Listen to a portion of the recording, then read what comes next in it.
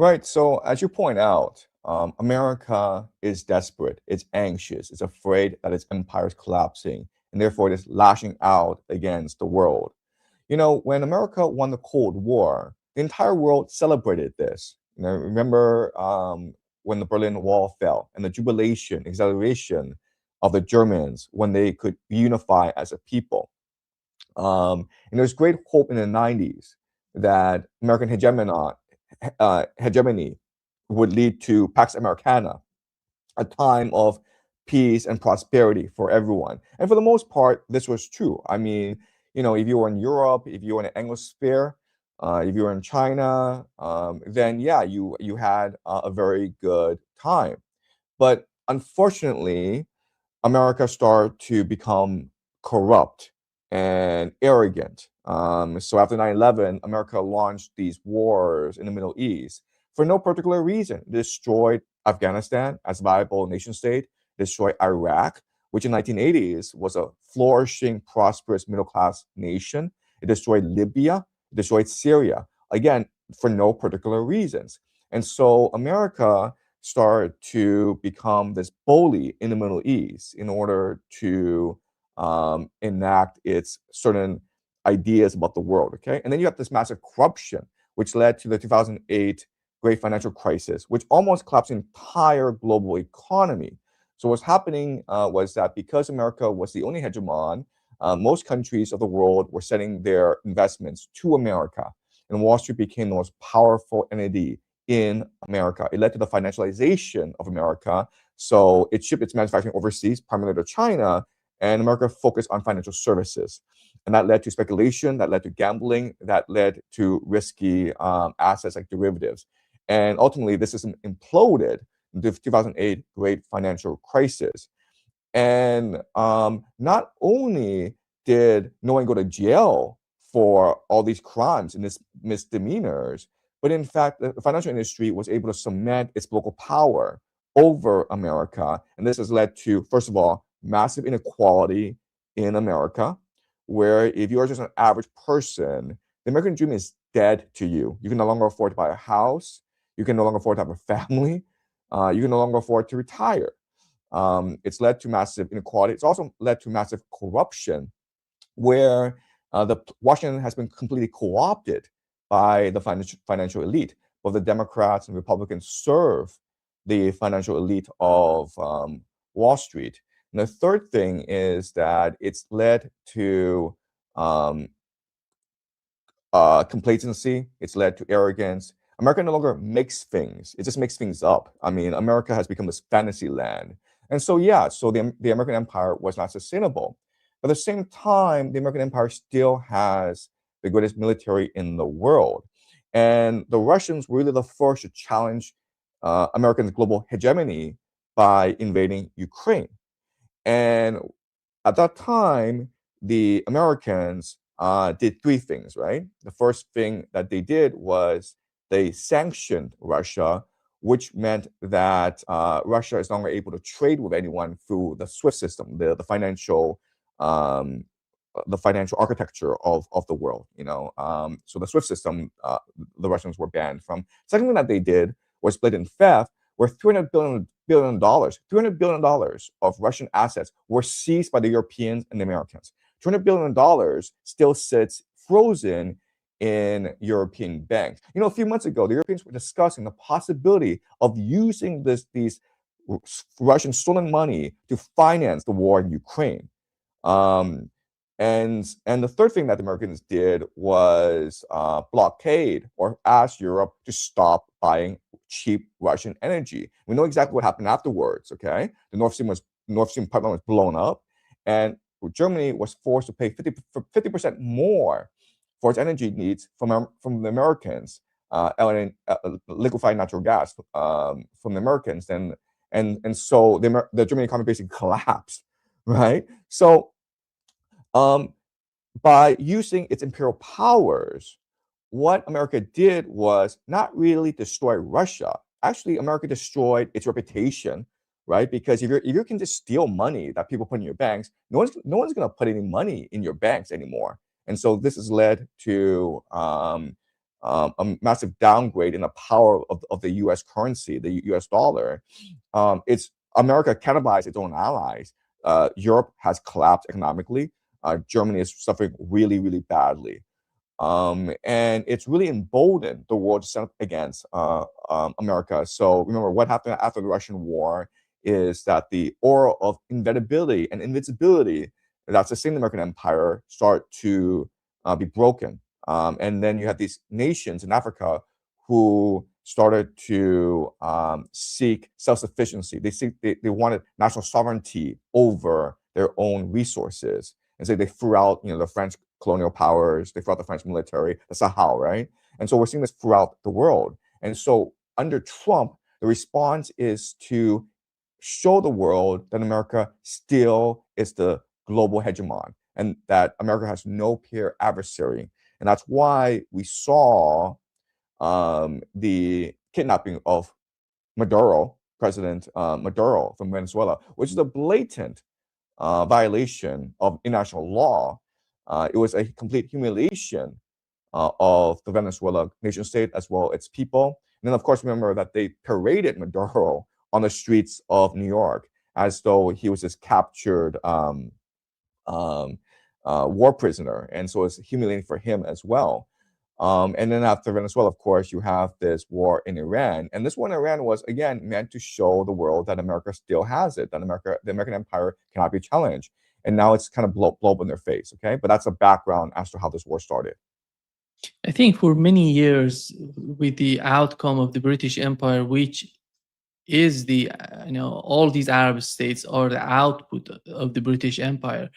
And then you see the American bases in these countries. A country like Saudi Arabia, who has a defense budget of 10 times, more than 10 times of the defense budget of Iran. And they're not even capable of defending themselves. They need American bases in their countries. Who are these Arab states and what is the agenda? Because so far from what we've seen in this, it wasn't less than it was 7 days, 8 days that we have this conflict between Iran and the United States, this war that totally devastated all these American bases in the Persian Gulf. And that's why the early warning system in Israel is not working the way it was before the war started. And they're told somehow blind, and they don't know how to predict these missiles that are getting to Israel. On the other hand, you mentioned something so important, which is the invasion on the ground in Iran. That we had the Iranian foreign minister having an interview with NBC, MSNBC, said that we are prepared. We are prepared for them.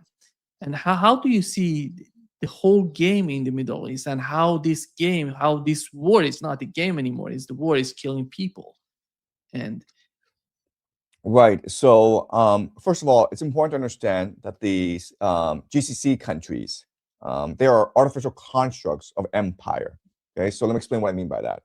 First of all these nations were supported, they came into being because of the British Empire, right? So Saudi Arabia, the House of Saud, they were put into power by the British Empire as a counterweight to the Ottoman Empire. So it's this great game, and the British Empire just put their puppets into place into different Middle East countries because they knew that these countries had massive amounts of oil, and that oil would be the great wealth of the 20th century. And so it was all planned before. So all these monarchies, they owe their they owe their allegiance to empire, right? So after the British Empire fell, the American Empire replaced them, and so and then the American Empire maintained this sort of vassal relationship with these Gulf states. Now, it worked out great for these Gulf states because you were under the protection of the American military, and at this time during the Cold War, your adversary was Soviet Union, and because of MAD, mutually assured destruction, these two countries would not go to war against each other, right? And so the Middle East countries could sell oil to everyone, and so they didn't have to pay for defense, and it was making all these billions of dollars, trillions of dollars, just selling oil. So it was like the best deal in the world, and that allowed these GCC countries to expand, okay, to grow their population, to build cities. But the problem with these GCC nations is that they don't actually have the building blocks of nations. They don't have access to fresh water. 60% of their water comes from desalination plants. They don't have access to their own food. They import 89% of their food from overseas, and they don't have an indigenous population capable of 21st century knowledge economy. Okay, so they basically import their knowledge workers as well from overseas. So these are not viable nation states, and for the longest time, people were so dazzled by the wealth, the glitz of the Middle East that people really didn't understand this fundamental issue. And so the entire GC is this a giant mirage created by American empire as well as post-Cold War peace and prosperity. And now this Iran war, this mirage has been shattered. And now everyone understands how easy it is to destroy any of these nation states. What's happening in Bahrain right now is literally a revolution, because most of the country, or about 50% actually, is Shia minority, and they are ruled over by the Sunnis, and so there's a religious dynamic going on. And the Bahrainians are naturally sympathetic towards Iranians, and they don't like the fact that the American Fifth Fleet is based in Bahrain. So now that there's this war going on, and now that the Iranians are striking at U.S. military bases, and now that the Americans killed the Ayatollah Khamenei, which is a religious leader, the Ayatollah is a religious leader of the Shia, like all around the world, not necessarily in Iran, and a fatwa, a religious decree has been released, calling for Shia Muslims to jihad, right? And that's why you have all these uprisings in Pakistan, in Iraq, in Kuwait, and Bahrain. So Bahrain is actually on the verge of revolution. So that just shows you how unstable these countries are, even though they're extremely wealthy. UAE had an image of being the Middle East version of Hong Kong, Singapore, New York, London, this financial hub where wealthy expats can go and not pay taxes and enjoy, Michelin star restaurants. It's a wonderful city. Dubai is a wonderful city, but again, it's just based on its reputation of being very wealthy and being peaceful and being safe. And so one drone just shattered this image, and now you have everyone trying to flee Dubai. Apparently, like luxury star hotel rooms in Dubai today go as low as like $9 US dollars. So if you want like a cheap vacation and you're looking for adventure, I would recommend Dubai. But good luck getting a flight into Dubai, because the Emirates have canceled all flights because of this war going on. Okay, so the UAE is not going to last after this war. Saudi Arabia is also in a lot of trouble because Riyadh, which is a city of millions of people, and before, like 30 years ago, it was a city of like a few hundred thousand. Why was it a city of a few hundred thousand? Because it didn't have access to water. It was just a desert. And so with millions of people, you need these massive desalination plants.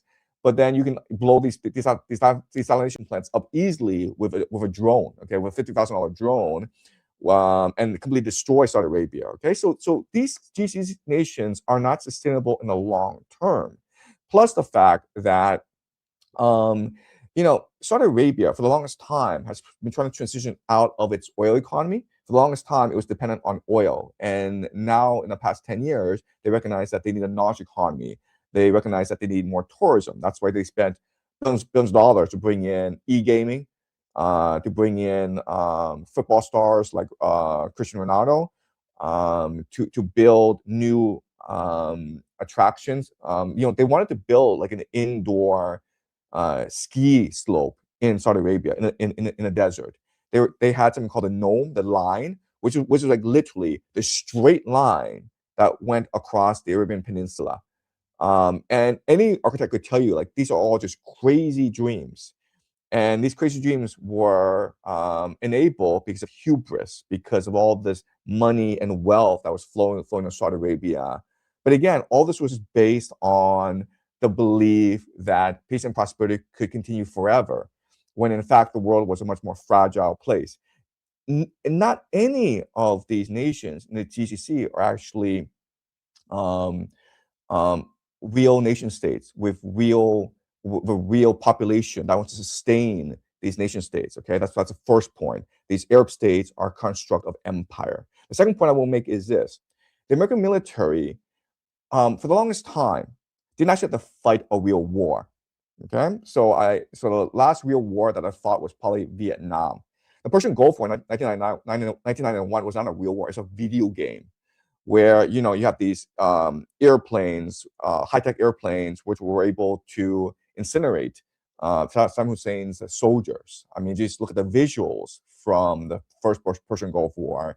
It was not a real war. It was just a video game, essentially. 2003, when the Americans invaded Iraq, what people don't remember is Saddam Hussein did not have any air defense. Not one, okay? Why didn't Saddam Hussein have any air defense? Because first of all, he had suffered over 10 years American sanctions, so his nation was too poor to have air defense.